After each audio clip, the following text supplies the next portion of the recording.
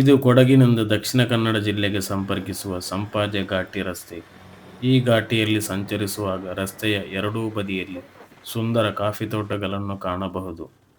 ಇಲ್ಲಿ ಸಂಚರಿಸುವಾಗ ನಮಗೆ ನೆನಪಾಗುವ ಒಂದು ಕಹಿ ಘಟನೆ 2018ರ ಕೊಡಗು ದುರಂತ. 2018ರ ಆಗಸ್ಟ್ ತಿಂಗಳಲ್ಲಿ ನಿರಂತರವಾಗಿ ಸುರಿದ ಭಾರೀ ಮಳೆಯಿಂದಾಗಿ ದೇಶವೇ ಬೆಚ್ಚಿಬಿದ್ದ ಭೂಕುಸಿತ.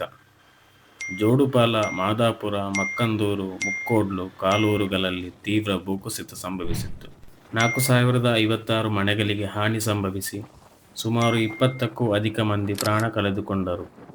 ಸುಮಾರು 18,000 ಜನರನ್ನು ನಿರಾಶ್ರಿತ ಕೇಂದ್ರಗಳಿಗೆ ತಲುಪಿಸಲಾಗಿತ್ತು.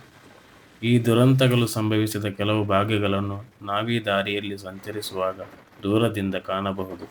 ಈ ದುರಂತಕ್ಕೆ ತಜ್ಞರು ತಿಳಿಸಿದ ಪ್ರಮುಖ ಕಾರಣಗಳೆಂದರೆ ನೈಸರ್ಗಿಕ ಅಸಮತೋಲನ, ಅದರಿಂದಾದ ಅಕಾಲಿಕ ಮತ್ತು ಅತಿಯಾದ ಮಳೆ, ಅರಣ್ಯನಾಶದಿಂದ ಮಣ್ಣಿನ ಸಡಿಲತೆ, ಅಭಿವೃದ್ಧಿ ಹೆಸರಿನಲ್ಲಿ ನಡೆಯುತ್ತಿರುವ ಅವೈಜ್ಞಾನಿಕ ಕಾಮಗಾರಿ ಮತ್ತು ನಿರ್ಮಾಣಗಳು, ಬೆಟ್ಟದ ಇಳಿಜಾರುಗಳಲ್ಲಿ ಮನೆ ರೆಸಾರ್ಟ್ಗಳ ನಿರ್ಮಾಣ, ನದಿ ಪಾತ್ರಗಳ ಮೇಲೆ ಮನುಷ್ಯನ ಕೈಚಳಕ. ಇವುಗಳಿಂದಾಗಿ ಇಂತಹ ದುರಂತಗಳು ಸಂಭವಿಸುತ್ತವೆ.